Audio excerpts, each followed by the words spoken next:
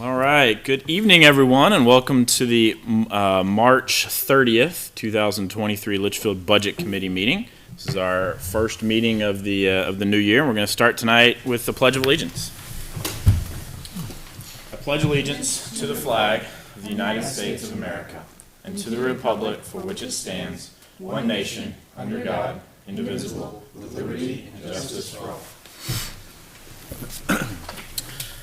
I want to start by welcoming back our new and returning members, and we got a lot of familiar faces here, so congratulations to Ms. Douglas, Ms. Stevens, and I'm honored to be back as well, so we appreciate everyone that turned out to vote on a very cold and snowy day a few weeks ago.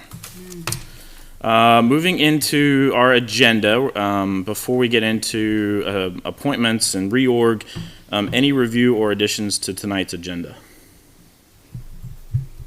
All right, seeing none, and this is our first meeting of the budget season.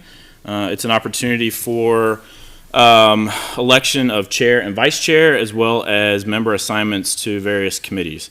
So we will start with election of chair. I'll open it up for any nominations. I nominate John Davidson for chair. Second. I have a motion and a second. Any additional nominations? I think you did an excellent job this past year. Yeah, super job. Thank you. Appreciate that. All right. Well, seeing no other nominations, we will do. We do not have to do a roll call vote. We have everyone here tonight. So all those in favor signify by saying aye. Aye. Opposed? Abstain? I will abstain, and that passes 8-0-1.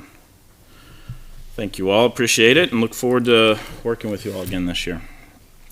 With that, we will move to an election of a vice chair. I'll nominate Kate Stevens. I have a motion for Ms. Stevens and a second by Mr. Barca. Any additional nominations? I'll just echo the words of Derek. I think you did an excellent job last year. I echo that. I agree. The two of you did. All right. Well, seeing no other nominations, we will close nominations for vice chair. And we will do all those in favor signify by saying aye. Aye. Opposed? Abstain? Motion carries 9-0-0. Congratulations, Kate. All right. Member assignments. I'm going to start with our communication archivist, which historically has been a position that would post on social media, kind of recap our meetings. We actually have an item on our agenda later in the evening to talk about communication and organization of materials and how we're going to do that moving forward. One of the things that I anticipate this role doing is collecting our minutes, our agendas, and putting it somewhere that's easily accessible for everyone, like a portal like the planning board has or something similar to that. And that's going to be a real easy way to communicate things out to the public and for us internally as well. Do I have anyone interested in taking on that role? So I don't mind taking on the role again. The only thing is I would want to remove from the bylaws that a summary is required when posting updates. Because I just find, especially with our minute taker and his detailed minutes, I just found it redundant, and I didn't want to accidentally put any like spin on anything where the minutes are so comprehensive that it just, those were much better written than what I could do. So I'd rather just be able to say like, here are the minutes for review, here's the files that we reviewed during the meeting. Yep. Something like that. I think that makes sense. And I think we are looking over the bylaws tonight. We won't vote on them, but if you have suggestions to that, then we can make those changes as well. Okay. Congratulations, Kate, unless anyone else wants to Great. jump in. Take that one. Thank you, Kate. All right.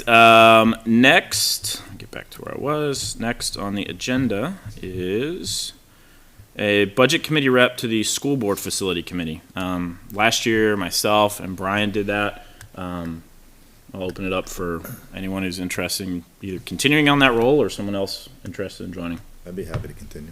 Okay. I'm good with that as well. And I know the school board talked about this, Mr. Cutter. Are they having two reps to that or just one? There's one and a backup. One and a backup, which They I think they had two last year, just like we did. Okay. They only have one. Okay. So I think we should do the same thing, and we should have one and a backup and do the same thing that they do. So I'm fine being the backup on that again, unless someone else wants to jump in and do it. Now, is that limited to just the committees, or is the school opening that up? Not that I would throw my name in the ring for a community input rep, but is the school opening it up to that? Was there public participation? I haven't been part of that board, so. I had been in the past as a rep to that, as a citizen, many, many years ago. But then they closed down I community. did. So it's not my purview, but I would encourage you to consider adding citizen reps to that committee. I did mention that at one point last year. I think Mr. Weber brought it up as well when he was on it, that The town has Having- one, and yeah. it really opens up the pool of expertise. I think one of the things we've seen lacking on the school side is a lack of expertise. And so I'd like to see us open it up to the builders, the engineers, and the other people in town who have the expertise we need as we go forward. I think that's a good takeaway, and that was the conversation we had last year too. I think I don't want to misspeak. I think I talked to Ms. Harrison about it. I can't remember, but I do remember having a conversation about considering someone from town that has the background and expertise on that. I think that's a Okay. good idea. That's not for the vote here, but I'm just saying. Right. Glad to take that back to the board. So sounds like for school board facility committee, Brian is going to be primary, and I'm happy to serve as backup for that. We didn't, trying to remember, did we vote on that? I don't think anybody's gonna fight you for Yeah, it. I don't think we need to vote on, those are more appointments, unless no one else wants to go for it. All right, so Brian will continue with school facility, and I'll stay as a backup. All right, the last member assignment, budget committee rep to the select board's capital improvement planning committee, and Carrie was on this last year. I would enjoy continuing in that position, unless somebody wants to fight me for it. I tried last year, I lost. I think Any- you did a good job. Well, thank you. Yeah, I I'll think be the backup, though, if no one else wants to do it. anyone want the backup? Brian said he'll be the backup. Oh, I meant anyone else? Oh, Brian, good. Okay. So we'll go with Carrie and Brian as a backup. Perfect. All right. thank you. Okay, with that, next on our agenda is public input. And we do not have anyone joining us here this evening. We do have another public input session before we adjourn tonight. So if you're watching at home, anything you want to come share with the budget committee, feel free to join us probably in about 20 to 25 minutes. Next is correspondence. This is going to be a little lengthy. It has been some time since we shared correspondence. The last time we did that was in early January when we met here at Town Hall. So I appreciate Ms. Stevens putting this together. I shared it out. She shared it with Mr. Sullivan, and I shared it with the committee earlier today. I am going to read through this, so bear with me so that we can share this out publicly. Correspondence summary. On January 5th, Town Administrator Kleiner notified the Board of Selectmen held a special meeting that amended the cost of a new fire engine for Town Warrant Article 7. Chairman Sun reshared the 2023 Town default budget, and Mr. Sun reshared the 2023 school district ballot and warrants.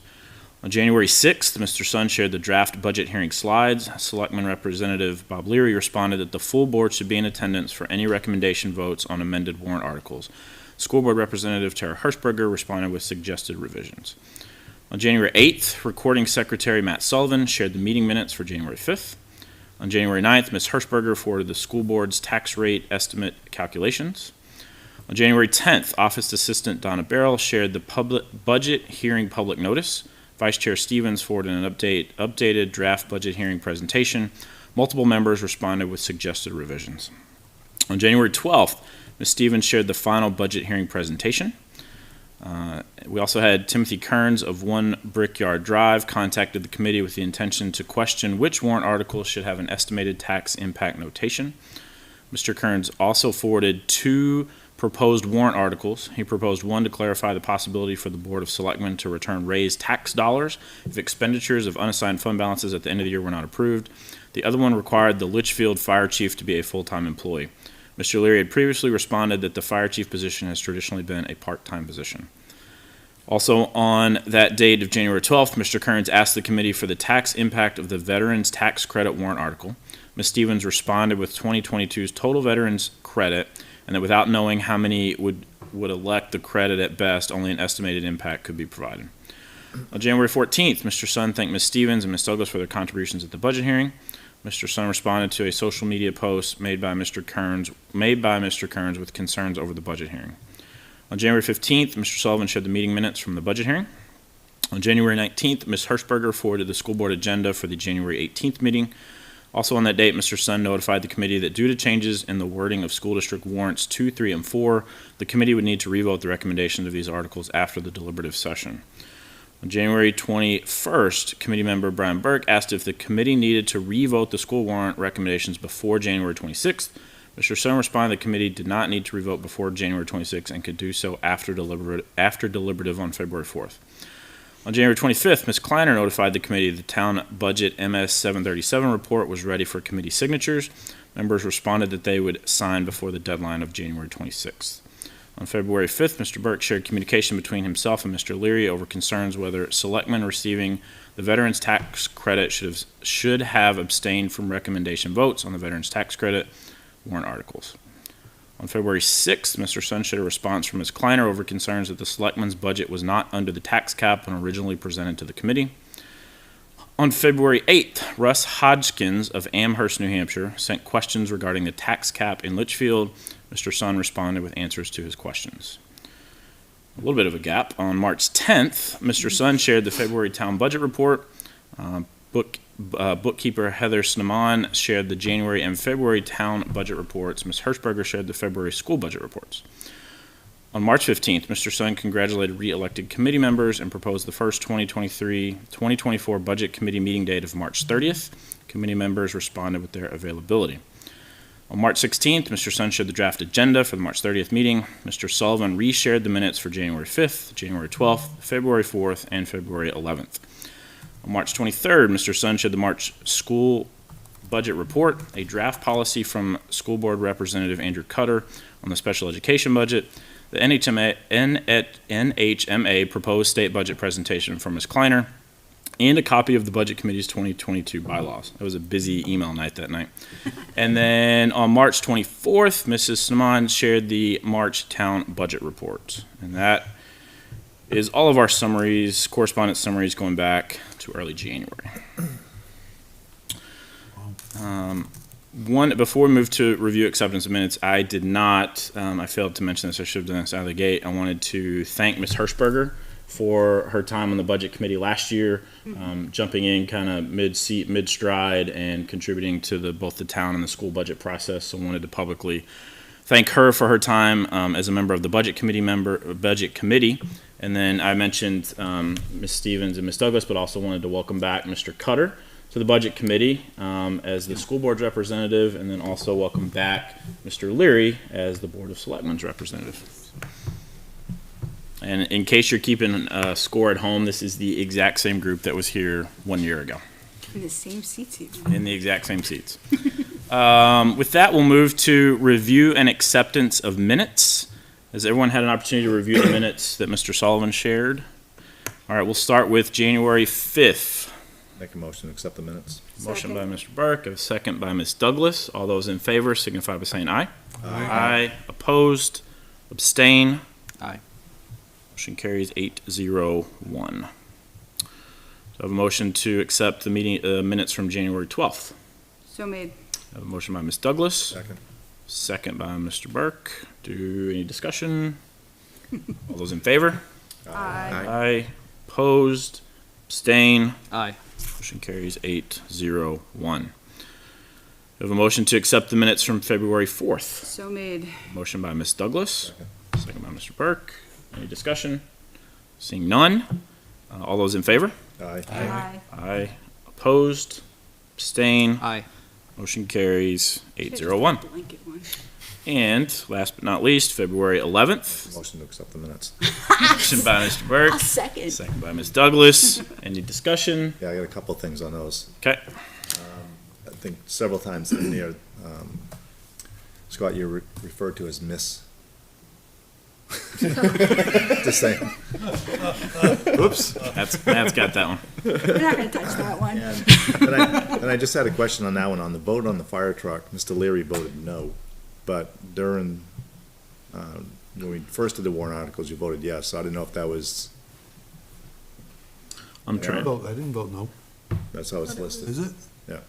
Shouldn't have been. He had a busy week, so. We're gonna go back. We can go back. We'll go back and recheck that Are one. you mad at me, Matt? All right, so we'll get those corrections made. So, motion to accept pending those changes. Thank you for catching that.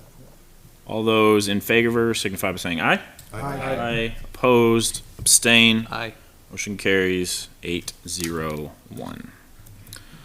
All right, that covers our minutes from our last several meetings. I did have an item on the agenda for election results. I know we've talked about people who are here with us tonight. This is an opportunity if anyone wanted to reflect on any comments from the elections.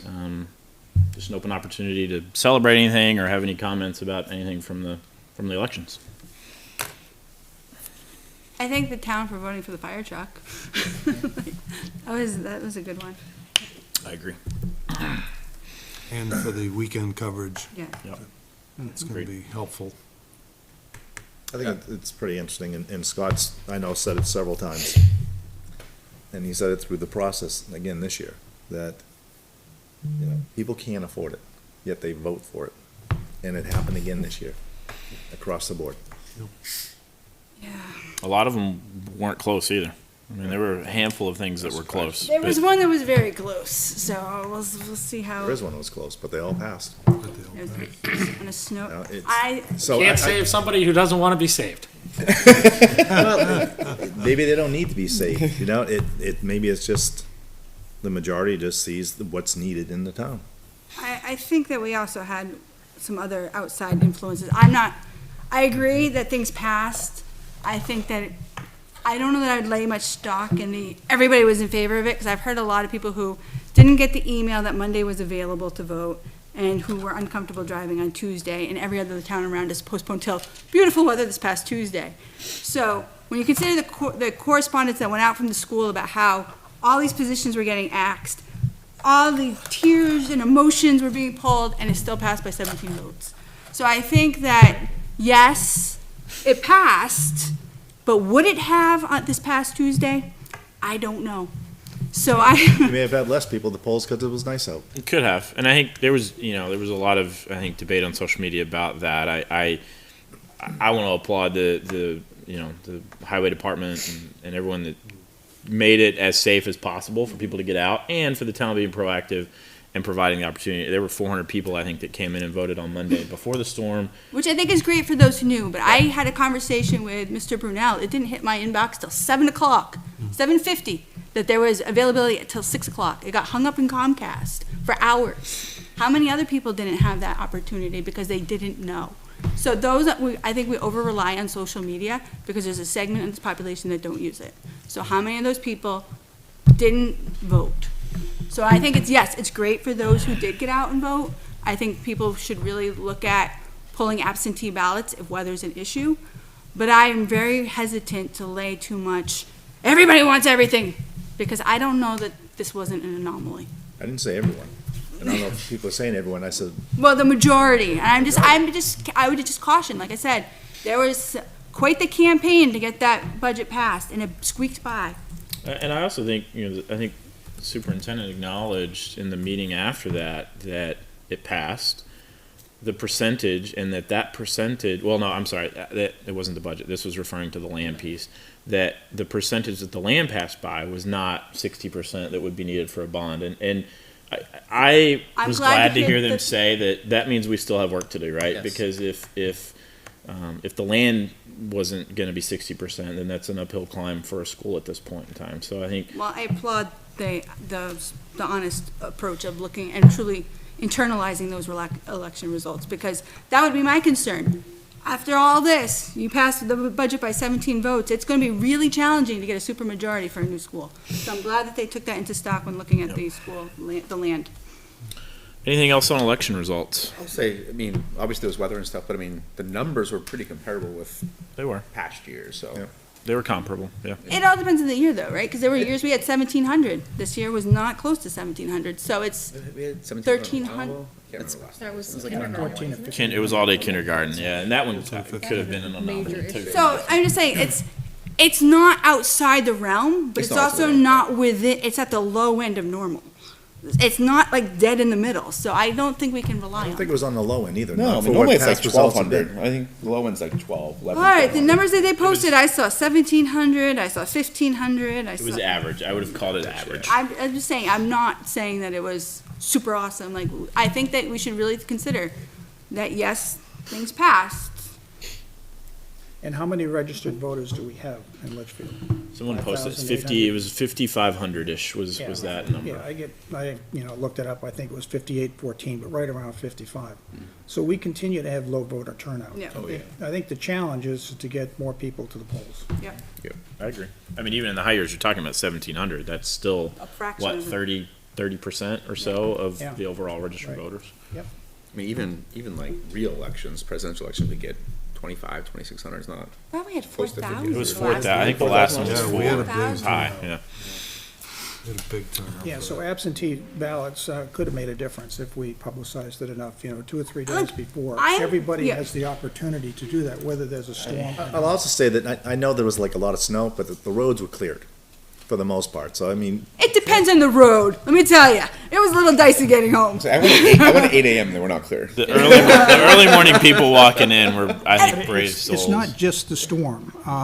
People have schedules and so forth. So if they have an opportunity to know there's going to be absentee ballots available a good 2 or suggestion. 3 days before. Right. On a public sign, something is flashing on a You can good day. always get an absentee ballot. Not a bad No, they changed the Yeah. law because in the past you could get an absentee, but it couldn't be the day before you decide to go pull one. Because there was a weather emergency, they allowed you to then pull an absentee ballot the day before. And it had been publicized in a lot of the area towns, but a lot of towns were postponing it.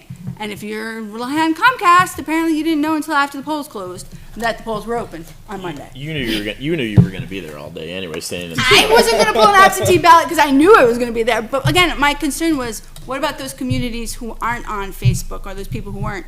If I'm relying on my email and I get notified at 7:50 that the town hall was open till 6, but you did get notifications earlier. They were open till 5, right? It changed. Yeah, it went from 5 to yes, 6. sure, but nothing hit my inbox till almost 8. At which point it's, because I shot the timestamp to John Brunel and he tried to figure out what happened, and it got hung up in Comcast. So the question, so. Fortunately, it's today's day and age. This is how communication's done. Sure. This is how it's done. I mean, so, Sure, but we have to accept, you have to meet people where they are. I wouldn't expect my great-grandfather to rely on Facebook What's Up page for all the news. I would call him and say, hey, by the way. But I don't know, so yes, we need better outreach. I agree with that, and I agree with Mr. Hayes' suggestion too. I also know, we were commenting on it that day, standing in the snow as it was coming down, that it seemed like the first time the meteorologist got it correct this year, right? I mean, they've been off most of the year, and Yeah. they nailed that one for sure. I'm sure part of the hesitancy was, is this even going to materialize in Right. anything significant, right? The Right. town kind of had to wait and see if it was going to be real. Yeah, and so it's just, I think it's a great new process. I think advertising that the fire department was willing to give rides, not everybody had that news. So it's just, we have to figure out a way to get the word out Yeah. in advance, that's all. Just on the school budget, I'd like to take a moment and thank the voters once again for their support for the school operating budget as well as the land. The voters turned out in support of the schools on all articles, and we're thankful for that. But when you look back, the voters that did turn out, we recommended every warrant, That's right. with the exception of the library. And that was the one. So that it doesn't didn't pass. surprise me that the voters followed suit. I mean, I remember, I've said that several times through our process over the years, that I think people take a lot of stock in the recommendations from the Board of Selectmen, the school board, and the budget committee when they go to the polls. So that was part of the reason I remember when we had the debate about, we had to unfortunately cut more from the town operating budget just to be able to recommend a couple of those other warrant articles. I think you're right. I think that weighs a lot of people when they go to vote. They look at that. Right. All right. If nothing else on election results. Just one last thing on Yes. election results. I just hope that the spirited discussion we had about 5% or 3% on the tax cap doesn't turn into, we get something at 5% or above and we just stop at 5%. I agree. I said that as well. I agree with you. All right. We will move into town business. General updates from Mr. Leary. Couple things. If you didn't watch the last selectmen's meeting, we were notified that Corning Road improvement was something that we were pursuing. Kim Queenan was pursuing it and had been for a while. And originally, we thought that we were going to get a matching grant from the state. As it turns out, the state is going to cover the entire cost.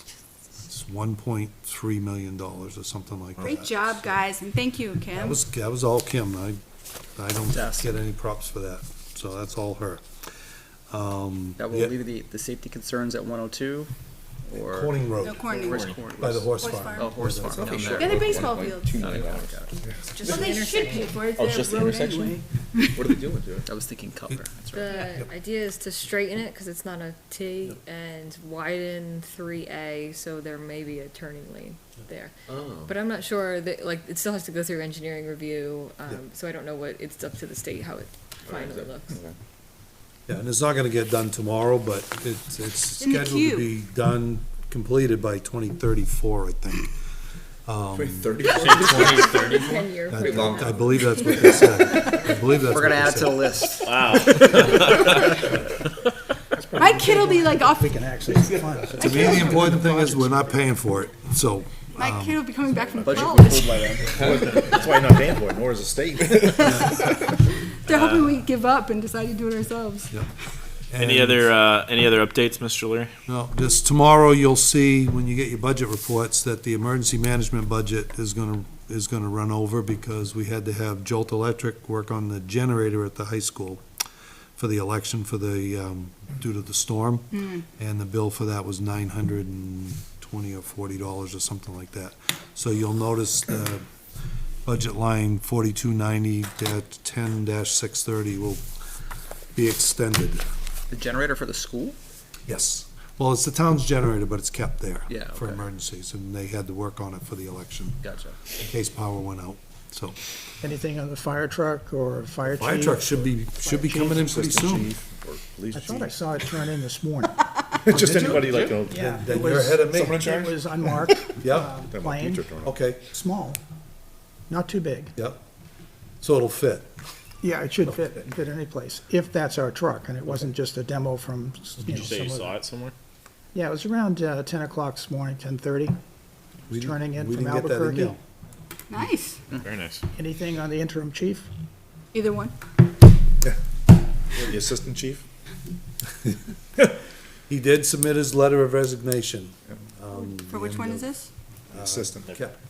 Nichols, Oh, he's resigning? yep, the end of May. I think. Retiring. Retiring. Retiring, yep, Retiring. retiring. Ah, he will be missed. Yep. I agree. Much deserved, but you'll still be missed. We have to figure out where we're gonna go with that. There's a lot of different ideas Options. on the table right now. Do they favor someone from within? Well, I mean, there's thoughts of that, there's thoughts of posting it. There's also thoughts that with the salary line, we can not only hire a full-time chief, but also a full-time personnel to replace. So we have to decide what we wanna do. Full-time chief. So you're adding a position, a full-time position? It would be something that would have to be voted on, but but with this, oh yeah, you know my position on that. I'm just. No, you know me better than that, Brian. Well, I don't know if the selectmen have the authority to do that. They do they not? They do, but it wouldn't be smiled upon. And I wouldn't vote for it, not without taxpayers' consent. So we're working through that right now. Other questions for Mr. Leary So on I the have- town side? Yeah, I got a couple of questions as far as, so, I don't have it up No right light now. bulbs, right? Well, those are still lit. I mean, we talk about it and laugh about it, but they're still on, so isn't the gazebo. Give him a key. Give him a key. I did send your questions to him late last night on the inventory stuff, and he said that Ms. Kleiner will have it next week. She'll have it early next week, yeah. But I think under, the recycling.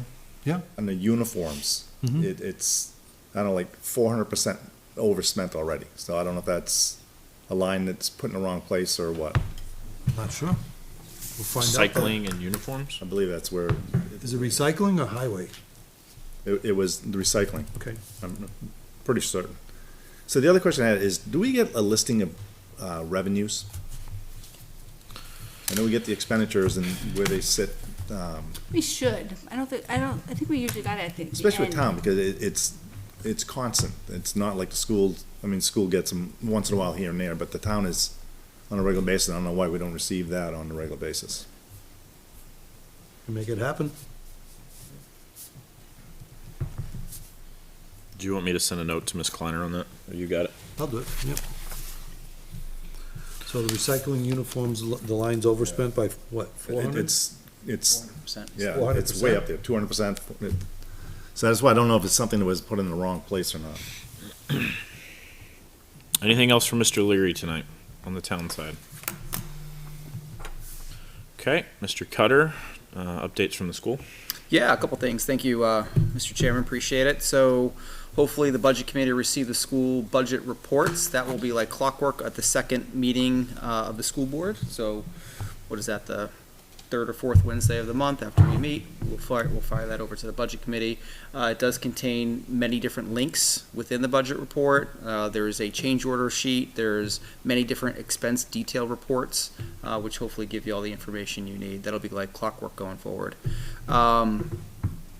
LMS work, just to take a moment to touch base on that. So LMS work is wrapped up for the moment. All of the initial work in terms of HVAC has been complete. The only item that has not been complete, as I think everybody's aware, but I'll mention it, is the kitchen work. That is scheduled to pick up again over the summer and complete somewhere in the August timeframe. And then the solar work has not yet started due to supply. The solar work will, I'm told, commence somewhere in the May timeframe.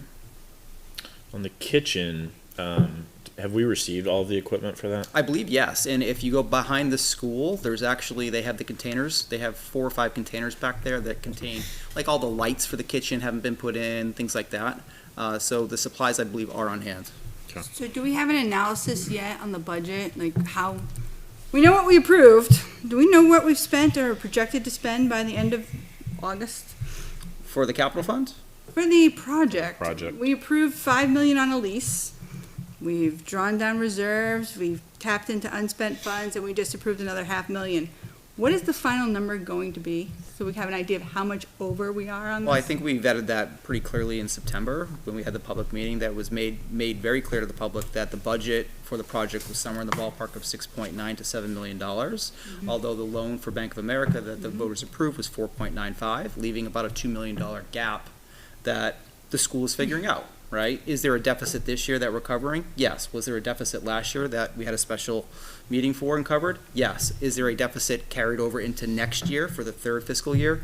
Yes, right? And that deficit for next year is $470,000, which was included in the operating budget the voters approved. And I would like to see at the end of the day, this is what we approved, this is what we spent.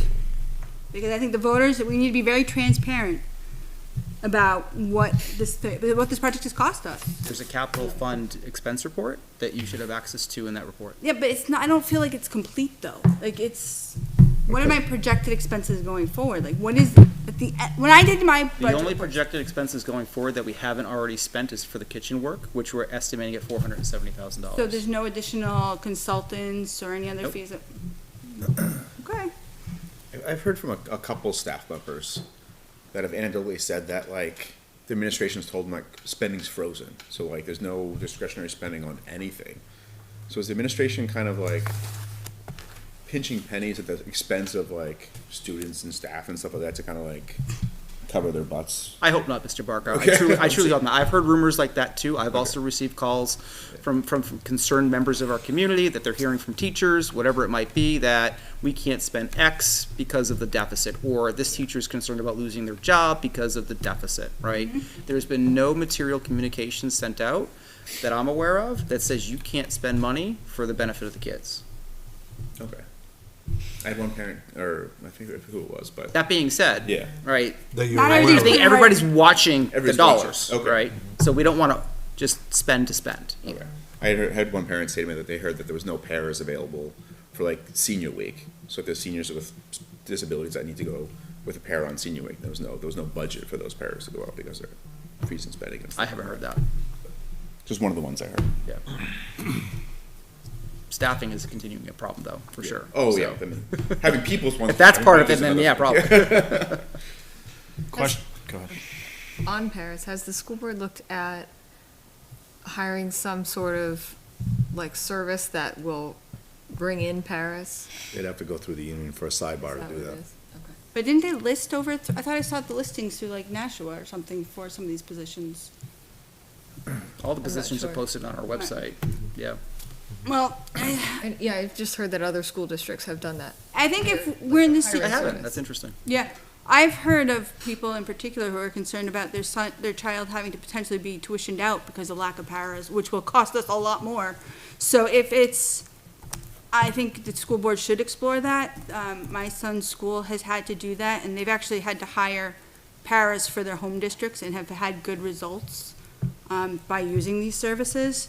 So I think that if student services are at risk and are at risk of costing more money because we're obligated to provide the service, and if we can't do it in-house, we're gonna be forced to send them out. So we really need to find a way to address that. Yeah, that's a good question, let me ask. Usually more expensive when you send them out. Oh, yes. I've seen how much they cost for out of school tuition. Additional questions for Mr. Cutter on the school Yes. side? Going back to the LMS project, do you have any idea as far as what the financial ramifications are gonna be of the fact that the investors were not able to gain any power generation likely for 12 months if construction's gonna start in May? So they are fully, yes, the investors are fully incentivized on their end to get these solar panels up and running quickly, which is why they're trying to do it by May, so they can get it up and running this summer before our first payment is scheduled to go out in July. If there's a credit or a loss due to the lack of installation, my understanding is that that money is reimbursed to our district. So we're still on contract to not pay more than that. That's So right. So much a month. the contracted amount is $97,000 in that range, right? I think the solar is $99,000, and then there's a $2,500 annual credit, something like that. So it nets to about $97,000 annual. Our first payment for solar will be in July. I had one more question about the reports. So if you look at, like, you open Mr. Totten's fiscal year 23 school board financials. You go to created reports, the created reports line, and the reserve and trust funds balance. He has it linked to a Google Doc so that you're not seeing the history. Like if you go back to September, it's the same document as in February, so you can't see the history of The spend. what were those fund balances. It's just in automatically September. updated. Yeah, it's not locked. Is there a way that he can, Just at least renew. going forward, make it just like a PDF or something that's linked there? Yeah, I'll ask. Sure. Thank you. Anything else for Mr. Cutter? Yep.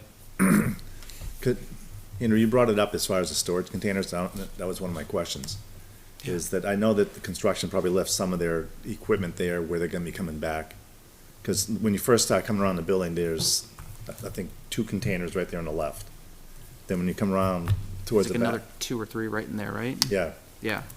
then when you go around, there's like 5 in the back. Those are the ones I'm talking about, yeah. Yeah, but that's all equipment in there for the kitchen? It can't be. My understanding is it's supplies and equipment, yeah. I don't know what's in the. Well, I'm just personally. wondering, I mean, number one, I'm sure you know yourself, it's like an eyesore, like that whole area back there. It's hard to, it's tight, right? That I would think by now, that most of the construction's done, that you can eliminate that and save some costs as far as on the rentals. Yeah. I don't know what's in them. I know, when they first started getting away with the, what do you call it? The outside classrooms, they were like. Portables. Yeah. Portables, thank you. They was putting furniture in there and everything else that they end up just throwing away, or, it just wasn't cost prohibitive. When you stop and think about you're renting these things. Are we paying for those to be on site? The school Well, district? I'm sure. It's gonna be. We We are. Somewhere. One way or the other. Got it. That's a good question. Yeah, There's good even a question. way I'll to find out. I don't know what's in Equipment there. But I would think by now, Consolidate. get rid of some of them. Yeah.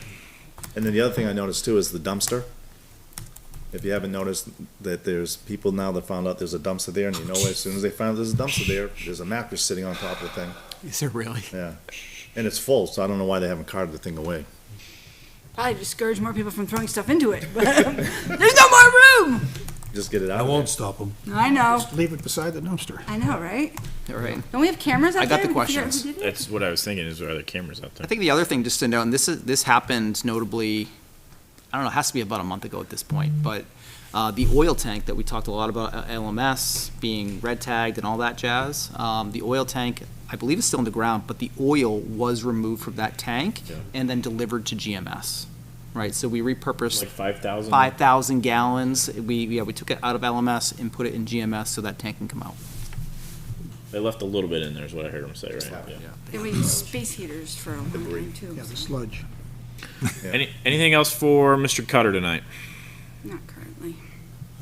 Going back to the town for a second, apparently Miss Klein is watching our meeting. Thank you, Ms. It Hi. is, Hey, it Kim. is our trucks that you saw. Hey. It's Big news. going back for lettering and stock items, but we will be ready for service by May.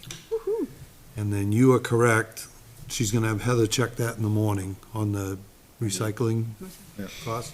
And she said, she missed it, she's sorry, and it looks wrong.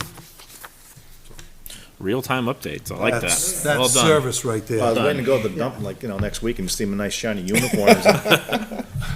Maybe you just gotta throw him one in. Well, when you cut the budget and they spend $400, I think that's, And we're over line on something else, so Thank you, Ms. Kleiner.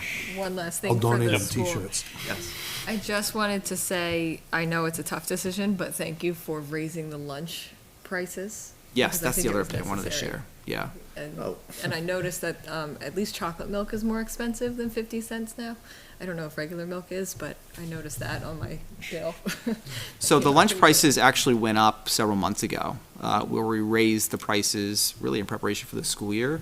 The board just last Wednesday received a report from the lunch director, Ms. Crowley, and it was reported that the lunch balance will have a negative balance at the end of the year of $190,000 thereabouts, which is pretty significant due to the cost of supplies and just meal preparations and food in general.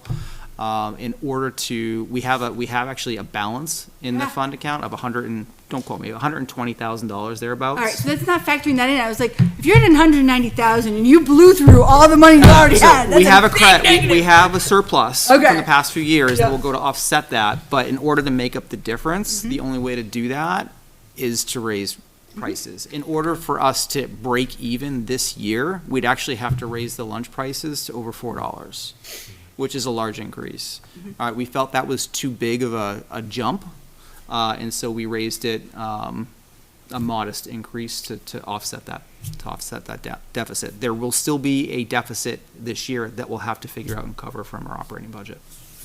Can I just add a few things to that? I'm glad you Isn't brought that it up. self-funding? It should be. Yeah, because that was the thing we were always told, is that it was self-funded. It should be, but with the price, it's not this year. So I just found it kind of interesting that, because I watched the meeting and, a couple thoughts. One was, and I want to get into the whole preschool thing, but I think it's amazing that kids that are coming into preschool next year, we're not going to raise the rates. Yet everyone who's in school today, we raised, a week later, we raised the meal rates. That was pretty interesting. And the other side thought is just, we're losing money in food and we shouldn't be. So maybe we're selling stuff we shouldn't be selling because it costs too much. Yeah, maybe. One of the examples that Ms. Crowley used is how the kids really enjoy the General Tso's, right? But that costs more. And for those special meals, they're actually going to be charging Right. more than the regular rates. I should send you what my kids' lunch is. It's over $5. Thank you for updates and questions. Anything else for the school? All right. Member input, new business. A few items on here for tonight. We'll start with the budget calendar for 2023-24. I did circulate that earlier today. Apologies for not sending that prior to today. So you may or may not have had an opportunity. If you haven't looked at it, it's in your inbox. Again, this is a draft and a proposed schedule. It essentially mirrors what we did last year. I had to change the year and move the dates back a couple of days. So I'll start with a couple of thoughts and then open it up for any discussion on this. The first is for next month in April.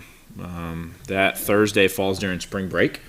So I went ahead and just tentatively moved it to the week prior. We've done that traditionally. Okay. And then Ms. Douglas brought to my attention, I missed this one, that under the school budget meeting schedule, I had put on there for Halloween, October 31st, as the first joint session. We've yet to have a conversation on the school side and share this with the school. This is kind of the first look at it. Obviously, that's not an ideal night, and we would not be coming here on Halloween to do that. So we'd probably either look at like a Monday, Thursday that week, or a Monday, Wednesday of that week to stay away from Halloween. So that date will All definitely tricks, change. no treats, Mr. Sun. Well, my concern too is in the past, they've had trunk or treat events out in this parking lot, so. Yeah. Yeah. We So- won't Get an audience, There you go. good public I'll comment have that night. Costumes, bucket of candy for 'em. So right? I guess first, everybody's good with the April date, moving it. Yes. It's a little bit earlier than normal. We'll obviously make a change on October once I will probably set up some time to talk with Miss Ames about that. Any other thoughts on the schedule as presented tonight?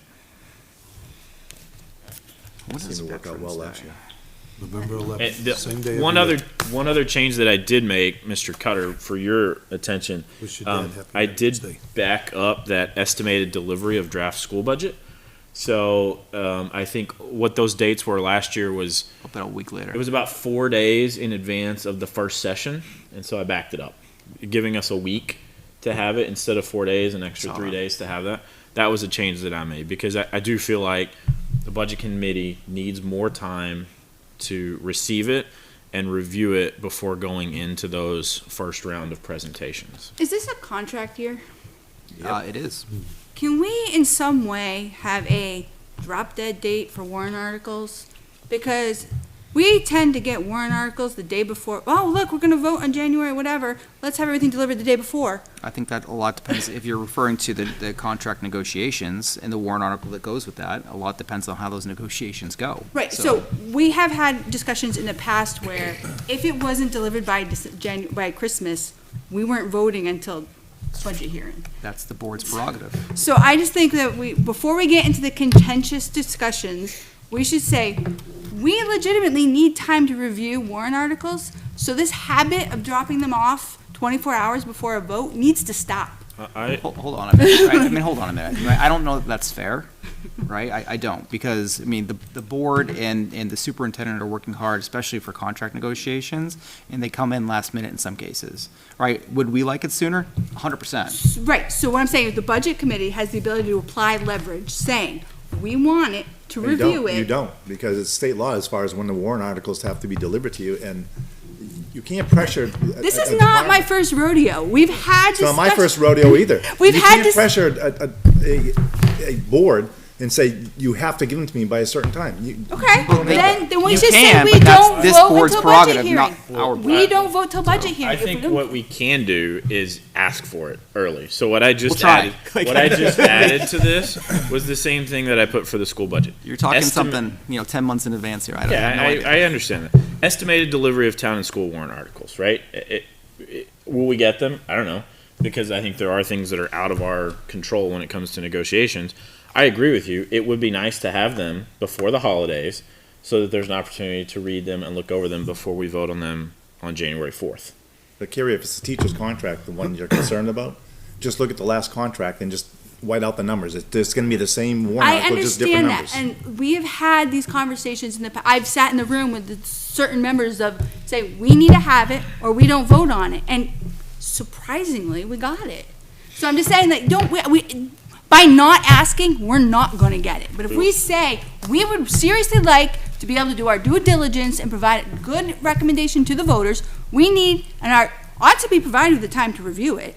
So please get it to us. And if we don't ask, we're not gonna get it. If we ask, we stand a better chance. Ms. Douglas, you have our commitment that we'll get it to you as soon as we can. We will ask, and I will ask to get it before the holidays if that's possible, so that we have that time to do it. Mr. Barker and Mr. Burke, you will remember that years ago, we used to give the school budget used to be provided to the budget committee just before Thanksgiving, right? We also met Tuesdays and Thursdays. Now it's a month in advance of that. So I just want to be clear in the communication to the public that the budget committee is now receiving the report well in advance of when we used to, although I understand your request to get it a little bit sooner. I did, and I said this. That wasn't on that, though. I thank you for that. Yeah, It's the LMS project the day before the vote. It's the contracts at the last minute. These are warrant articles we already know are coming. So please don't, our bylaws say it gets presented at one meeting and reviewed and then voted on the next. We have not, when it's delivered the first week in January, we're not being afforded the time to do our due diligence and are pressured into When we making get the decisions. bylaws, we can change that and just say we can vote on You're it right. first. We should just say, you know what, voters, we're not gonna review it. We're okay with that. It's not a matter of reviewing it. Like I said, the warrant articles are basic, especially coming from the school. I think the warrant articles were there. I think the thing that might have changed, or maybe you weren't privy to, was the vote from the school board, right? I mean, the warrant articles were prepared and shared with the budget committee. And yeah, because you all voted, After. yeah, right. All I know Which is slowed down which slowed down us getting them a little bit, I think. Yeah, so I've added that to our timeline. Anything else? Any other feedback? If there's no other feedback on dates, flow, format, what I will do is I will share this with Mr. Leary, Ms. Kleiner on the town side. I'll share this with Ms. Ames and Dr. Jetty on the school side. I have it as a note to send to them. Did you want to send it, or would you like Go me right to? ahead and send. You can send it as a draft, right? This is a Perfect. draft, and we want to make sure both town and school are in alignment with this. So I do have a request / feedback. Yep. And I think Mr. Burke will attest to this. He probably does not want to be here till 11 o'clock for meetings at night. I do like the way that the school presented this year with a slide for each section and just give us the bullet points of what changed. I don't need to hear line by line how you've put together your budget, especially if it's the same thing over and over and over again. Just give us the bullet points and then just give us a chance to go ahead and ask questions. And ideally, we should probably start taking a look at, you know what, how much time are we going to allot to a particular group? You know, not to exceed a certain amount so that we don't look up and go, we still got 5 more sections and it's 10:30 at night. I think that's fair, and I think as long as we get the budget in advance enough and there's ample opportunity to review it and be prepared with questions, I think that's a reasonable expectation. And really for the town, I mean, it's, you know, whoever's up first in that first grouping, that's gonna be the one that we're gonna need in advance. But I like the way that the school did, here's the section, here's what changed, here's what we're asking for. Yeah, we Right. don't need the backstory on it. Now, right, exactly. And on the town side, Ms. Kleiner jumped in, I think, literally as we were starting presentations this year. So I assume the town side might look a little different, just, you know, now that she's going to have a full year into that. I think both. I mean, I think the BA is gonna have a year under his belt. Same thing with Right, agreed. with Kim. I mean, so I think it's, if it goes the same way, it's gonna go even smoother. I agree. That's my expectation. I think what would help us with the timeline is to reenact the hard stop of 9:30. As long as we start at 6. Do the hard stop at 9:30, there's no way we're fitting into this. We're gonna go back to Tuesdays and Thursdays, Derek. I mean, it can be. It can be done, people. It can be done. It can be done upon exception, too. I mean, 9:30 hard stop, and if we have to extend it to 15 minutes or a half hour like we did before, that worked out well. But the I pro- think But if we the have, problem what we did if is we have too every much single time, meeting we extended, so why bother having it If was we during the have too much presentations and voting where if we have too much time, we're gonna take too much time. I personally can attest, I know we don't want to stay here any longer than we have to. And I think as long as we, on those nights that we're prepared and organized, and maybe that does mean we say you've got 7 minutes, you know, this is your, you know, hit the high points, let us ask, unless questions linger, we could try to make it more efficient. The thing I liked about actually removing the 9:30 stop, not that I wanted to stay past 9:30, was that the time that it took to say, okay, guys, I'm sitting there having to watch the clock. It's 9:27, and I'm thinking, all right, after this, we're going to have to make a motion to extend it. And so I think it took that distraction out of there of having to stop what we were doing, make the motion, extend the meeting, and then kind of get back into the flow of business. I think it allowed us to keep operating a little smoother without keeping an eye on the clock. So that's just my 2 cents on it. I don't want to. The goal is to get out of here as efficiently as possible every time we're together. I'm not gonna say this is going to happen, but certainly that's why it was implemented in the first place, right? The budget committee meetings would often go to 11 or beyond during the budget cycle. You remember. Yeah, Yeah. no, yep. Oh, yeah. Or even as, Twice a you know, week. each line, if you're either plus or minus 5% year over year, don't talk about it. Like, talk about the ones that are plus or minus 5. Anything else, leave it alone. I think not going line by line through the budget in some of those So I can instances increase will every save line some by time. 5%? Is that what I just heard? No, because now I'll flag Cut it. it. Just wanna You make sure talk I- about it. Right, I'm going minus 5 on every one. My tax cap goes the other way. All right, if nothing else, Mr. Leary, you can share this with Ms. Kleiner and team. Perfect, thank you. Mr. Cutter, you can share it with Dr. Jetty, Ms. Ames for feedback, and Mr. Totten certainly want his eyes on it as well. All right, next on the agenda is bylaws review. Our bylaws actually last year did not change from 2021. We made no changes to them. And so I shared them, I believe, a week or two ago, which essentially are the same bylaws. These are the bylaws from 2022 that were approved April 21st, 2022. So we'll not vote on these tonight. We'll vote on them next meeting in April. This is an opportunity for any discussions around things we might want to change. Stevens, I know you had one item. I think I'll just, let me write something up for that. Our, That's fine. communications, what was it called? Communications archivist. Archivist, yeah. And I'll send that out. That works. Yeah, instead of just saying a summary, just say post the minutes for review or something. Right, I'd probably just end up just crossing that Yep. out. Yeah. Because you do such a fantastic job. Correct. That's really it. Other, I don't want to. Like the meeting minutes, like when the bylaws were first written in the current meeting minutes we have, it's a different product, so it's one I would be comfortable using too. any other thoughts, questions, feedback on the bylaws? I was wondering if we wanted to add something in, because I had talked about this on the Board of Selectmen side, with the tax cap having been changed, if we wanted to put something in, just like a blurb, like we need to reference the consumer's price index as far as, because it's really our tax cap, it's not the Board of Selectmen's tax cap. It's really the Budget Committee that needs to adhere to that. Well, it's the budget committee that needs to adhere to it, but it's not our tax cap. It's the selectmen's.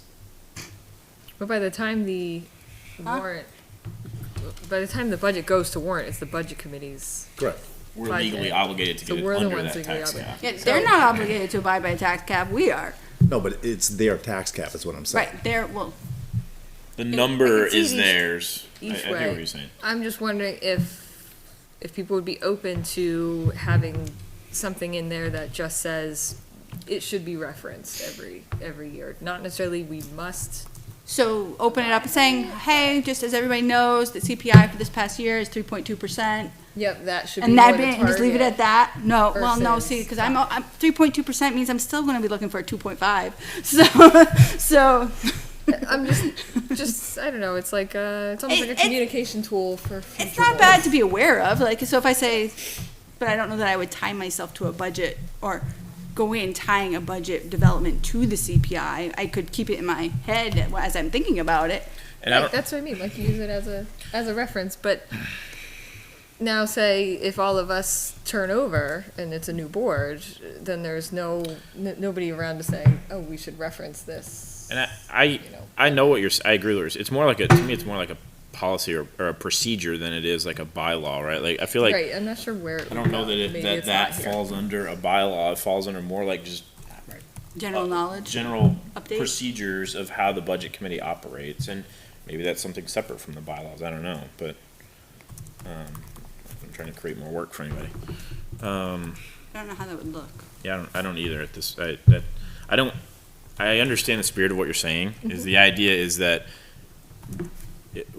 when this board turns over at some point, people who come in need to know and understand some general things that. And maybe it's something when we kind of get into the piece talking about communication. Maybe it's something that lives in that space, right? There's a shared Okay. space that talks about Best these practices best kind of thing? practices for the budget committee, which I think the way the board is set up, and that's the way the elections go, is that this board will never turn over.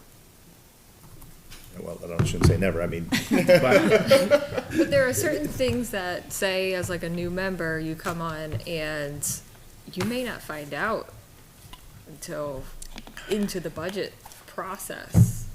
And 6 it's months things in. that's knowledge amongst the people that have been here for a few years because it's worked its way out, but.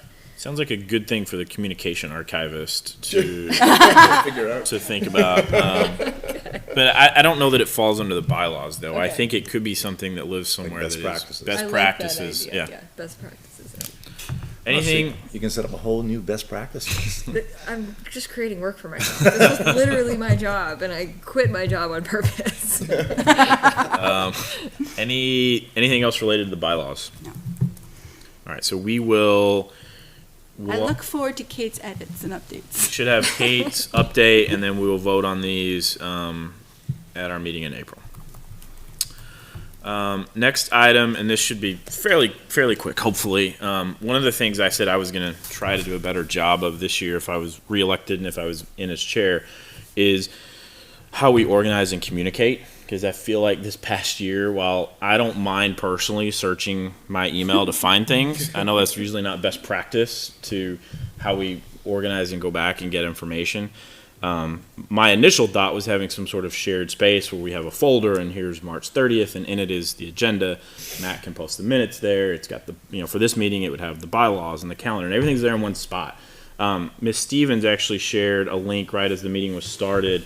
It's a link to the planning board has a site that was set up by Mr. Brunel, which essentially serves the same purpose. It's kind of just a little communication hub that has, here's the dates, you go to the page, and here's all the information for that date. The minutes, the agenda, all the important documents. And I think it's, when we think about, especially when we get into budget season, it's going to be good to just have everything in one spot. It's gonna be for similar us. to what she presented to us last year. Did she present this last year? No, what Kate did, where she was. putting Oh, it- where she did put the one thing in the folder, didn't? Yes, similar to that. But I think, and that was my head. It's kind of what got me thinking about this. Take a look at the link that she shared. If you haven't looked at it yet, look at it. Provide any feedback on that, and if everyone feels like that's a good kind of practice for us moving forward, I'll talk to Mr. Brunel about setting up something for the budget committee. And the idea is connecting it back to what we were talking about with the communication archivist. The idea would be, in Kate's role, she would go after this meeting, go to that site, the agenda would be there, Matt or her could post the minutes there, and then she could go on social media and say, budget committee met on Thursday, March 30th. Here is a link to all of the information pertaining to that meeting, minutes, etc. And people could go access it quickly and easily. So my biggest concern last year was like when a question was answered and it got posted to some shared document, unless I went and actively looked, I didn't know that, is there a way to turn on notifications that when somebody adds an answer, we can go look? Can I be notified so I don't have to be like, oh, it's 3:00, I should go check the drive to see if I have answers today? Like in the past, if I asked a question, my email would be, I try to be very clear in my questions, like question regarding whatever, and then I'd get a reply, and so when I went and searched the topic, I could search what my question was, and the question would come up, the answer would come up.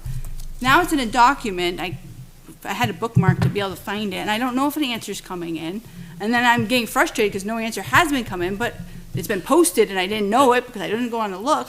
You're speaking specifically to like the document that Ms. Hirschberger had when we were going Right. through the budgeting process, which I thought it was great because we had all the questions in one spot. It was good to have it there versus spread across 27 different emails. Right. Your comment is like, how do you know when that question gets answered, right? So I think, I don't know the answer. Like, is there a way to have notifications on something like that? I think when we get into, So I like the drive, but just saying it didn't address the concern I have regarding communication. My question regarding communication is, in the past, the chair would compile the list. The list would then be sent through the contact, yeah. and then the summary would come back with the answer. So all 27 questions would still be in one email, compiled and answered as much as they could. So we could look for those, and I knew an answer came in because I'd be like, "Oh, look, answers to the questions." Now it's the scavenger hunt. and I think the idea behind the document was, or the spreadsheet was, it was also easy to go back and historically find answers. If 3 weeks into the budget process, you're like, I know I asked this question, can't remember what it was, don't remember what the answer was, you don't have to go search your email for it. It's there in one spot. That was the idea and the Right. spirit behind it. If there was a way to make it cleaner such that, Mr. Cutter has accessed the file and made a change to it, well, then Can't that set would- up those types of notifications. then the trigger would be, well, if he made a change to it, there must be an answer somewhere. Yep. Whereas instead of being like, oh, I haven't checked in 3 days, oh, But look. So I think it can be done. I think I know the way Ms. Hirschberger did it last year was she had it was a local spreadsheet. It wasn't like a shared Right. spreadsheet. I think if it's done in a shared format, then you can set up those notifications. So if we have, because I think the school board has a portal too, right? So maybe that's the way we have to go. But that way, if there's a way to turn on a notification for the document that it's been edited and changed, either somebody's added a question or somebody's answered a question, at least I wouldn't have to check every day and be like, oh, yep, nothing's changed today. Oh, crud, I haven't checked in 3 days. 3 things changed. Yep. So it just, So 2 takeaways. One, as long as everyone's good with it, I will reach out to Mr. Brunel and inquire about setting up something similar to what the planning board has that we'll use as kind of a hub for all of our documents and where we store everything. That will also be public facing as well. And then the second piece is I'll talk to him about when we look to capture internal questions, if we do it on a shared spreadsheet or something, a Google Sheet, can we have notifications when changes are made to that? And how can we make sure we set that up for everybody? So I will reach out to Mr. Brunel on those things. thank you. Any other thoughts or questions around kind of how we're going to hopefully improve that moving forward this year? All right. We'll just wing it. Last item of member input new business is the school board special education funding policy. And Mr. Cutter shared last week a document, a draft document, I believe. The school board hasn't voted on this, correct? Whether the school board did a first approval, the dates were added to the draft policy that was shared, so everyone should see that. So that was shared last week. Mr. Cutter, I'll let you start and maybe kind of frame this and give any additional information you want, and then we'll open this up for discussion as to the budget committee's thoughts on this. Sure. So for those that participated or recall from the November budget review sessions that we had at the fire station, one of the things that was talked about was special education and how the continuous difficulty to fund the special education accounts and kind of the long-standing, I'll call it handshake agreement.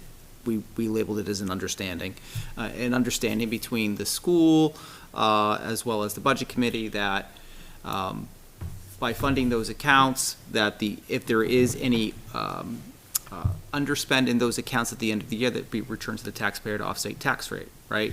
And so this is now a policy that speaks to that, but with the idea that then the budget committee won't go and then cut our special education accounts, right?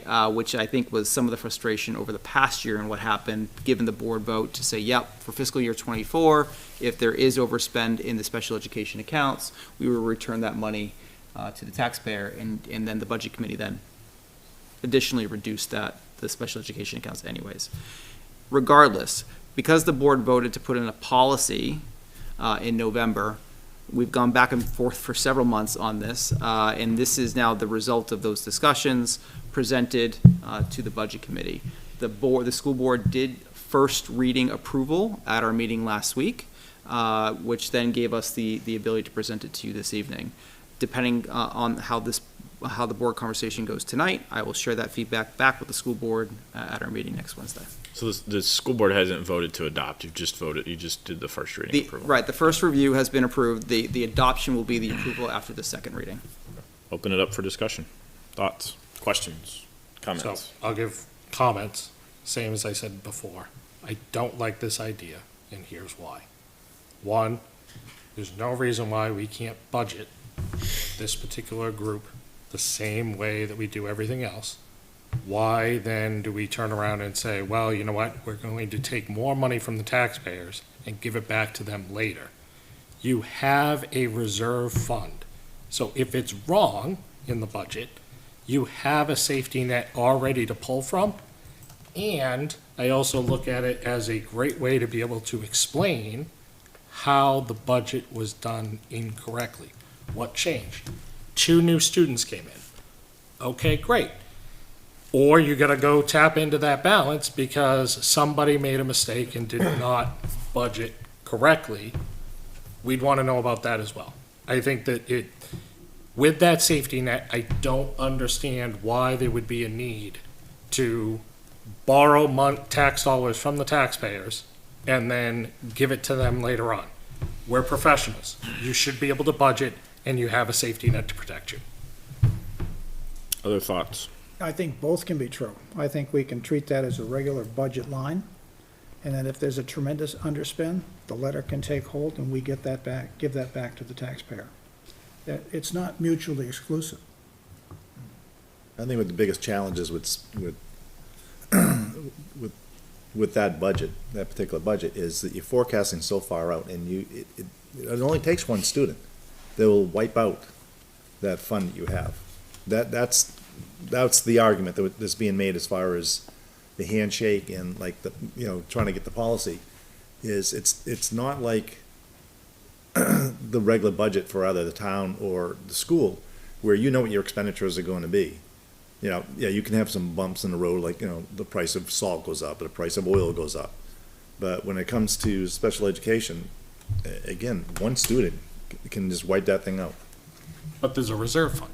There is, but I'm saying it could wipe So that. then drain the reserve fund and Okay, let's and over budget and then give back to the taxpayers then. And then you have a second student come in. What if you have 12 students come in? I mean, what number are we gonna pick? Right. That's the conversation we have every time. I can share with you that this particular year that we're in, we are anticipating having to completely drain our special education reserve account this fiscal year Because of, identified needs. Despite the fact that we have lots of unfilled positions that have extra money within that budget. So when you say identified needs, is that a different perspective from a new director, or is it because of an influx of students into the district that have identified needs? or a result of COVID? Yeah, I mean, I don't want to get into student But you issues. see where I'm going. Yeah. Is it just that there's different classifications? Is it, to the chairman's son's point, that things have changed within the district, or did we all of a sudden get a flood of new students coming in? And these are the things that when you have a reserve fund and you have to then go to the school board and ask to pull from the reserve fund, there could be a conversation around that, and then that conversation should lead to a better budget the following year based on those discussions versus just saying, here's $2 million. You know what? We spent 1.8. Did you really need to spend 1.8? Maybe you could have got away with 1.5. It was spoken to at the school board meeting that the preschool program especially it sounded like it was flipped on its head. It used to be this many neurotypical kids and a handful of special ed, and this year it is opposite. It's mostly students that need the services, and they fit in neurotypical where there's space. So I think the majority of it is actually the change in need. And I've seen it at the elementary school. It is way different this year than it was even 2 years ago. And the other thing I was going to say is there's only $150,000 in the special ed reserve fund, and I just kind of assumed that there was no warrant article to add to that at the end of this year because there wasn't expected to be a whole lot of funds left over. But I would like to see if we really need to have this buffer, then why aren't we adding Every year. $25,000 a year or something to it until it's up to a solid amount where we could cover 3 new students coming in? Because they tried. They put up 200,000, it failed. Well, So, it's too big of an ask. so I think, Right, so but a I, little bit at a time. 50,000, 20, yeah. so to me, Or a percentage of the underspend. so the biggest thing that stood out to me first, which really kind of, was that the school board is trying to tie the hands of the budget committee. Because this is not, in my opinion, this does not accurately capture the traditional agreement. There was no agreement that the budget committee would never cut special ed. A number of us have been in the room in the past where there were significant reductions taken to special ed during the existence of this agreement. So historically, that is not an accurate statement, that in return for returning the underspend, the budget committee would not cut special ed. But Not that was make a the motion. agreement. That was not the agreement. From my understanding, that from was way the back agreement. when, that was the agreement. Mr. Cutter, I have looked through the budgets where you, as a budget committee member, made significant reductions to the special education budget in the past. Yep. So, we have sat there We with, did- we with did- previous budget committee members who have reduced those line items by $200,000 to $300,000 in a year. There have traditionally been large reductions to the special ed budget while the existence of this agreement was in effect. So, to me, that is not an accurate statement. I would personally would like to see it struck. The school board's policy can dictate the school board's behavior. They have no right to try to dictate the behavior of the budget committee. That's true. The budget committee would have. So the other part of this conversation, right, that the board had a conversation about last week and wanted me to bring back to this board, right, is should the board move forward with the adoption of this policy? I'm not saying we will or we won't, but the board is clear that they'd like to see language added to your bylaws, a subsequent policy in place that says, should we adopt this in your policy, in your bylaws, that you also won't cut or reduce? I will use the words that were once used to me.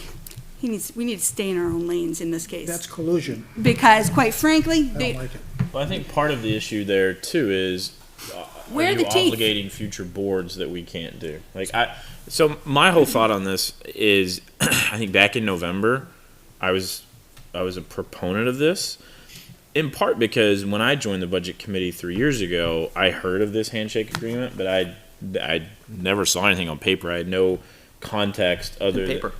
Well, I'm it talking is. about 3 years ago though. There was nothing written down that said this was agreed upon by these people on this date, and it made it difficult to kind of wrap my head around that. Like I want to see it. I want to see who signed off on it and that they agreed to it, and these were the dates and these were the terms. But so I struggled with that piece of it out of the gate. I lean more now towards I want to see the school board budget special ed as best as possible, just like they do every other budget and every other line item. And I think if, back to kind of your point about it being overspent, I do think they're, like, being in education, I know there are more kids across the country that have been identified with special needs coming out of COVID because there was learning loss. There were so many things that contributed to kids being behind, needing additional supports and additional services.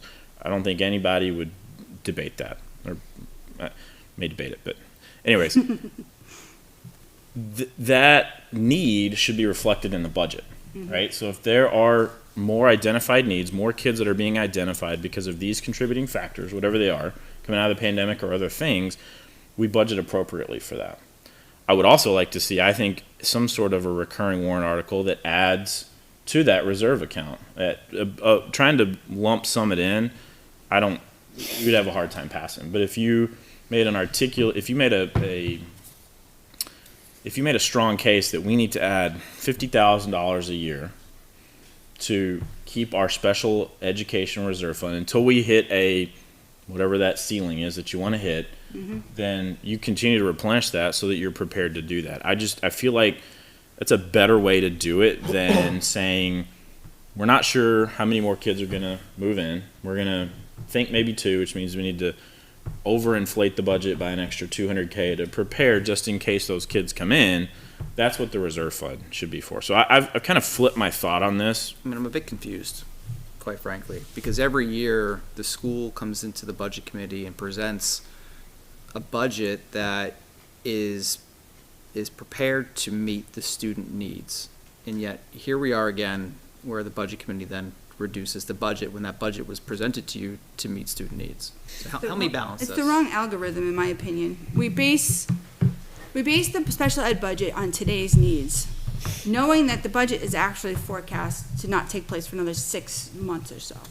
So if we look back traditionally, it's kind of like how they used to do the forecast for student It's between 6 enrollment, and right? 18 months, right? I mean, Right, but so we used to forecast kindergarten and first grade enrollment based on birth rates. Based on how many kids were born, if we multiply it by a certain number and make certain adjustments, we're gonna have this many kids. It's the same thing. Based on today's needs, we know that based on historical trends, we use 80%, 85% of today's needs tomorrow. So budget for today, and then multiply it by the factor that we say, traditionally, we budget at 100%, we spend 85%, 90% might be the right number. But budgeting it at 100%, expecting to spend 100%, to me is not the correct way to do it, because we don't spend 100%. Well, and that's So I should budget at 110 or 120%? Well, that's probably what is, that's why this whole thing No. makes me nervous, because my concern is that's exactly what's gonna happen. One, what happens, so the budget is gonna be developed currently. The school board may or may not adopt this policy. Next election, before the budget takes place, a new school board can vote to retract the agreement and encumber the funds that the previous board said they were gonna hold aside. And then the school budget committee, so we could have, the budget committee in good faith, not touched your budget with the expectation and agreement from the, say, FY24 budget, school board, it will get returned. The FY25 school board could say, that was a good idea, but we're not on board with that. We're gonna keep that money. So it could be encumbered, even though it was agreed that it would be returned. And then there's nothing in here that says that the school board is subject, there's nothing that the budget can do about it, the budget committee can do about it. We could have, in good faith, agreed to not cut it with the expectation, and then the school board can later decide, we don't wanna return it.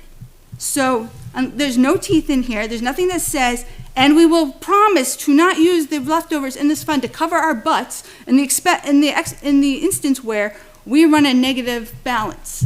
So, I think with respect, and to move this along, right, I've now heard from no. 3 or 4 members of the budget committee that you're not in favor of Not this wording. of the policy. So that's great. That's fine. I I can don't take know. that back to the board. I'm in favor of the Brian is in policy, favor, though. Okay. but it shouldn't exclude us from doing it. I don't know if I necessarily disagree with it. That's my only point on that. I'd side probably closer to Brian in that. I didn't. I agree with both sides. I agree. Okay. I personally am in favor for a couple of reasons. I think, to Mr. Taylor's point, I think special ed is different than the rest of it. I think regular ed is very easy to calculate, because we talked about it. It's okay, you're gonna have 100 students. The calculation says next year you're gonna have 103. You calculate it very, very easily. Special ed's a black box. Like, they don't have the transparency because they can't have the transparency. We don't know. And to your point, they could be budgeting 120%. We would never know because we don't have student names and things like that for very good reason. I think with a policy like this, if they are budgeting 120%, they have to return it. But there's No no way to stop guarantee it. though, because we've had this discussion the year before in the meetings, and everybody's like, money gets returned, and then all of a sudden, it got used to cover a shortfall of LMS. Every year but 1 year it's been returned. So, Every year but 1 year. That's was a because that's a true statement. so But it works until it doesn't, and now it But- doesn't. in addition to that, I Special think education was not reduced to cover LMS. The underspend that existed was confirmed that it was used to cover the LMS entry project, No, it's not. canopy project. I thought it was the canopy. I think. Yes, the canopy project. I thought that's what I It remember. was like 2018 or it was a couple years ago. It Right? was it was It was 2 years ago. 2020 or 2021. And so the saying was, we need a policy. But again, there's nothing in here that says, what if the school board violates it? What can we do about it? Well, I think I agree with that. Like, it's a policy. What are the ramifications of a school board, any school board, anywhere violating any policy? They're self-governed. There's no teeth to And that. by then, it's too late for us to do something, because we would have overfunded, in my opinion, by several $100,000 that could potentially not be returned, and not a darn thing we can do about it. I think what we have to do, and I don't want to belabor this point anymore. I think pretty much everybody's had an opportunity to speak on this if they want. Mr. Cutter made the comment about, kind of bringing forth the budget. I think one thing that I looked at when we were going through the special education budget this past year, and there were several motions to reduce a lot higher than we did. I think we landed at $50K, which I voted against the larger cuts. I actually voted for that $50K cut, and I based a lot of that on when I looked at the money that had been returned year over year. Those were large six-figure sums of money for the most part going back several years. And so I think, yes, I agree with you. Holistically, the school board does a good job of bringing forth a good budget. That's just one area when I look at the amount of underspend that we've had historically going back several years, it was an opportunity to save the tax dollars some money. Are you is it a black hole because you wind up having 2 kids move in that need those services and you deplenish your funds? Yeah. But I think that's a part of our job is we've got to have those conversations. We've got to ask those tough questions. And look, I think at the end of the day, if we do our job and the school board does their job and we get a budget that supports students and teachers, that's fair to the taxpayers, then I mean that's our job. That's why we're here. And I think I land on the side now of I'm not in favor of doing this moving forward. I don't having have a any- policy. I don't have an issue not having a policy.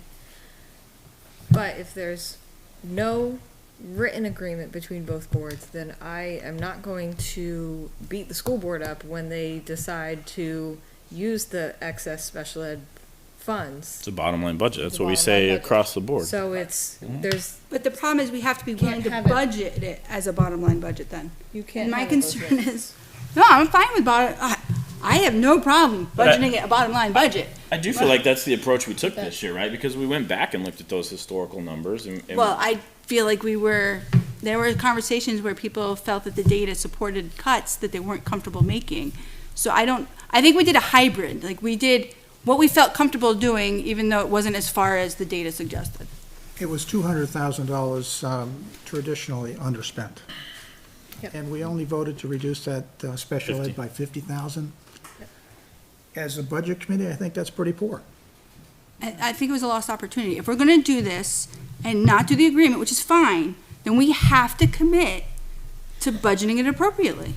But I would not vote for additional special ed cuts until that trust fund is built up to where it needs to be, because 150,000 is But there's not no, great way to fund it would be to go through unexpended funds, but you can't force the school board to do that.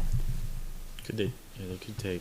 And, No, you and can't. So the- what direction would you like me to Congress bring back may to the not. school board? I want the letter and the ability to cut the budget just as we do any other budget.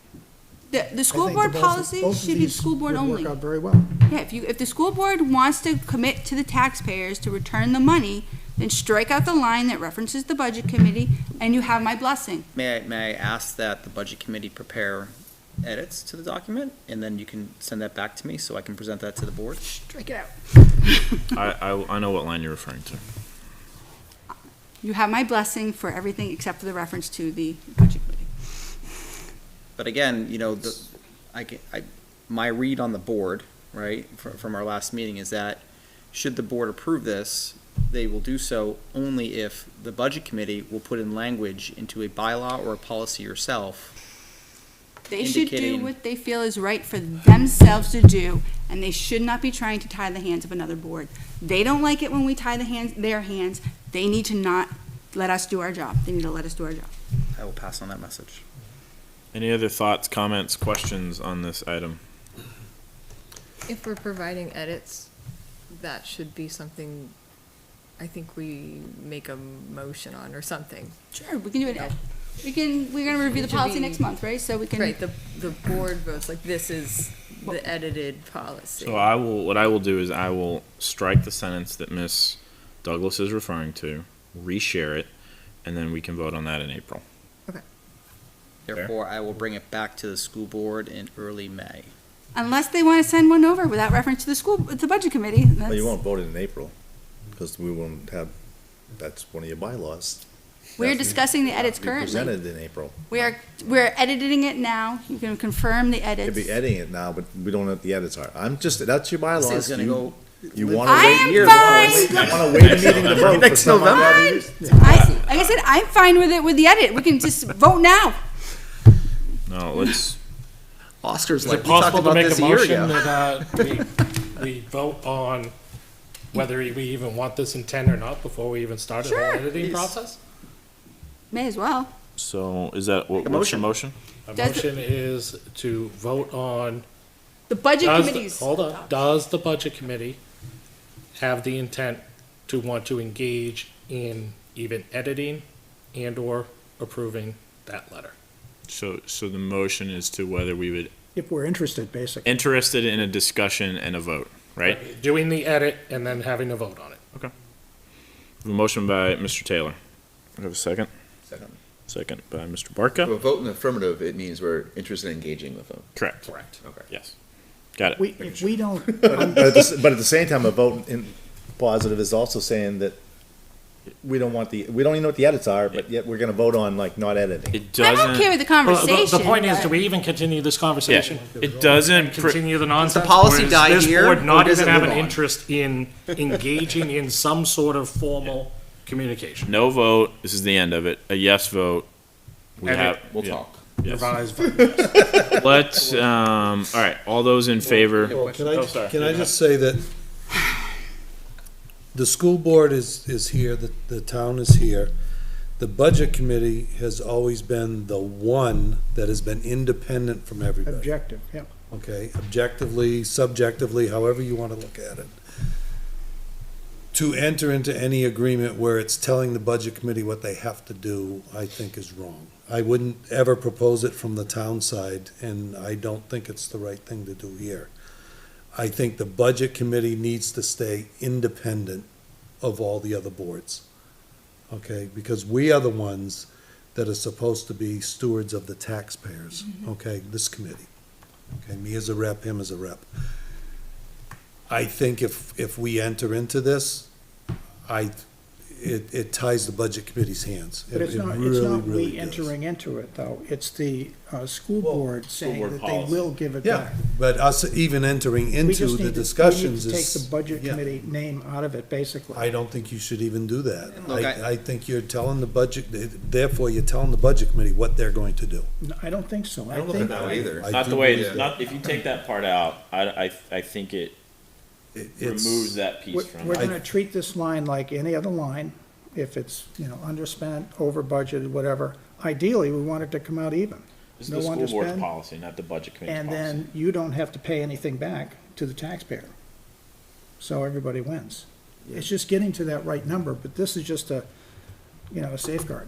Yeah, the way I look at this is the school board saying, if there is money left over, we're gonna return it. And as a budget committee, we can look at that statement and say, okay, we trust they're gonna stand by that, so we'll maybe cut a little bit less and give Right, them a little instead of bit- going to 80, I'll go to 85, 90. But We're we just gonna can't give a do little that. bit more buffer, because we trust that they're gonna return the. And that's traditionally what it's been. It's been the Just one. take a step back for one one second, while line we're of still in discussion here. I know we have a motion in a second, right? But just to back up a moment. This was put together in good faith, right? It was put together based upon years of discussions that we're having the same conversation on now.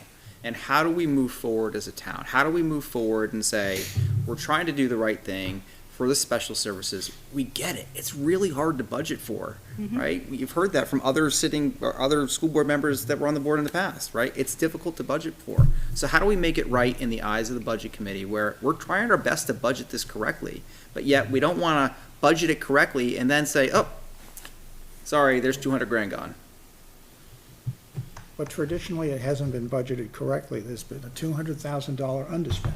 And I think that's the rub, right? Because the special services director will say, it's based upon student needs that we're Yeah. forecasting between 6 and 18 months out. And it's based upon unknowns, I understand that. But I think we need to do our due diligence in treating this like any other budget. And this is just a backup. This is a safety net. If we were both wrong, and as an underspend, that it goes back to the taxpayer. But we can't be lenient on our tax cuts. If something says $200,000 historically underspent, don't go for 50. Can't do that. So I think one of so backing it up even, the reason for the trust fund was so that the expectation was we'd budget tighter. And then we haven't seen that happen.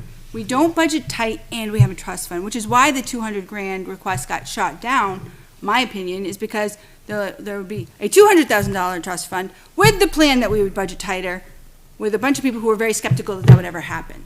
So if we could demonstrate that we are budgeting it correctly, then perhaps there'd be more flexibility, but I feel like we significantly over budget. There's not much discussion that's to the realistic needs of that department, because we don't want to, obviously don't want to harm the kids, but the reality is the cuts, in my opinion, or the reductions don't, because they're overfunded. So maybe it is coming down to what would be a reasonable fund reserve for it and how we can budget tighter. But I just don't, I think the two boards, Chair, if can we there's call gonna a have question? they should have separate policies. Can we The call a school board question? can do theirs, we can decide what we wanna Hold do. it, before we call a question, I want to add one thing and then we'll call. So I think, I want to reference something Mr. Barker said. And that's, the way I look at this is if we come into school budgeting in the fall and we see that special ed was under budgeted this year, and we see that there's a policy in place at the school board level, and we see that there's a conversation on intent on a warrant article to continually replenish that trust fund, that's gonna change my mindset when I go into voting for special ed. It's the good faith effort, kind of across the board and all of those things lining up. It doesn't mean that it would preclude me from making a cut. It's gonna allow me to look at that much more objectively and see that maybe we cut too much last year. The school board's making a good faith effort with a policy, and they're also recognizing they need to continually replenish the special ed fund. Great, maybe I don't need to make any cuts to special ed this year. That would be my mindset going into it. So with that, I'll call a question. Okay, so we are, to recap, the motion was, are we going to continue this discussion, making a proposed edit to this to send back to the school board, and then we would vote whether, I'm unclear as to whether we would vote to support a policy. I don't know that I like We supporting. wouldn't vote. I don't think we need Yeah, to vote. we would, board. yeah. School board would. I don't like. Voting, what we're voting on right now is to send an edited version back to the school Correct. board And for continue your meeting discussion. in May, Or right? does it die here? Or do you just Okay. take back the comments, because I don't think I'm comfortable voting on another board's policy. Yeah, so all we're voting Well, on these are is, suggested Yeah. changes, that's all they But, are. but he can take them back without us voting on them. Like this, we had a very lively discussion, and if we remove the budget committee part, we should do that. This will And help. let the budget committee sort themselves out. we're gonna just vote wanna- no. I think Mr. Taylor's just trying to get a barometer, gauge. You will have a very clear number Yep. as to what this committee wants. No vote, this ends right now. A yes vote, we continue trying to work collaboratively on this with the school board. Okay? I'm gonna roll call this one. I don't know. I don't. Mr. Hayes, Yes, Mr. Cutter, Abstain. Thought a yes vote meant that you want I to was just continue. gonna say. a yes vote is that you want to continue. That, yes. Did I not say that clearly? Yes, okay. Sorry. You want to have a discussion? Yes. Mr. Leary, I'll vote yes. Ms. Douglas, I don't mind the discussion, but I don't want to be seen as approving. Fine. There's nothing wrong with the discussion. Sure. We can discuss. is that a yes? Yes, it'll be a yes. We can discuss. I am a yes. Ms. Stevens, After all that, it's a yes? Mr. I Taylor, said discuss, and the answer of my discussion could still end in a Yes. no. Mr. Burks. I, One, s- 2, 3, I 4, support 5, the 6, school 7. board having their own policy. 711, that's what it'll ultimately be. Yeah. 711, We're just motion suggesting the carries. language. I just, Continue yeah. discussion. I will send you a change back. Discussion at the school board meeting. policy. Thank you very much. I did say 7:53, but I also knew that one was going to take a little bit longer. I did. When it's 10 o'clock in April. Well, I will say, I was not tried to thrilled to save see you. that when I came across. All right, with that, version. any other member input, new business tonight? Yeah, actually, two things. Yes. The first is I was incorrect on the vote. It was not February 11th, it was February 4th. Then Mr. Leary was a no vote on the fire truck. Thank you. And just the last thing I have, it's a comment, and it came out at deliberative.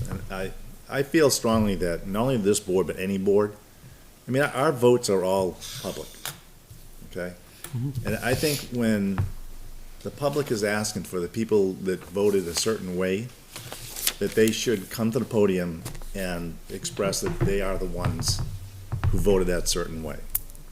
Because then it leaves the other 4 or 5 are sitting there with the audience questioning, like, who didn't vote if they didn't know? And I just think it's our responsibility as elected officials that the public wants reasoning, then someone should get up to that podium. Our wonderful minute taker provides the names on the roll call. Correct. So the So there's information's no, available. so there's no need to hide or no need not to go up there. But technically, they don't have to. Well, during this type of forum, this type of meeting, you don't have to, but in a public forum like that, No, I they think don't. you're kind of No, really obligated to don't, do it. Because if But you Mr. Hayes, you're the remember, one who didn't want to go up there. I know But you're talking to me. and but I if you should've remember gone a up. couple of years ago, when the teacher's contract didn't pass, you came to the meeting and you asked the budget committee why they didn't vote, and Mr. Lemire told you that is improper. They don't have to explain their vote. They can, that's their prerogative, but they don't have to if they don't want to. If they don't want to engage in a discussion, they don't have to. That is strictly their I prerogative. agree with the optics of it, though. Yeah, I mean, at I least, have no or just at problem. least say, listen, I don't want to discuss it, but I'm the one who voted that way. Yeah. Yeah, we represent the people, we should go up there and offer an explanation. You're And the right. thing is, I mean, it's already public knowledge, it's already in the notes. So, Mr. Burke, would it be acceptable for you that if somebody at deliberative asked to hear from those people, that the chairman then at that point stops first and says, okay, I will read off the roll call vote? Yeah. So that way, it'll solve your problem of, there are 5 people there. Yeah. Which one of those 5? If they don't want to come up, they don't come up. He gives the public information, but yet no individual member has to go up and explain their vote. But they at least can that way if it's it- clear but to they- the public. Then who you have did, to who remember the didn't. roll call vote on the spot. Cheat sheets. Well, you can print out the slides. Well, with that's a great notes. thing of having it, if it's on this nice little portal, it'll hopefully be easily Sounds like accessible. a job for the social person. And communication archives. I agree. That's a great job for the Put communication your notes archive. on your slides. Um, played. Yeah. Great, thank Well, you. so let me respond to Yeah. Mr. Burke. I mean, I didn't comment to the public because there was really nothing new to add. It would have been redundant. But, you know, having thought about it afterwards, if it's redundant or not, the more times they hear it, that's fine too. So, Thank you, Mr. Hayes. Yeah, thank you. All right, seeing no other member input, new business, I will once again open it up for public input at 8:42. No one else in the room with us, I will close for public input and entertain a motion to adjourn. so Motion by Mr. Hayes, Beat Mrs. Douglas. second by Ms. Douglas. All those in favor? Aye. Opposed? Abstain? Motion carries 9-0-0. Have a great evening, everyone, and we will see you at our next meeting, Thursday, April 20th. Thank you. April 20th.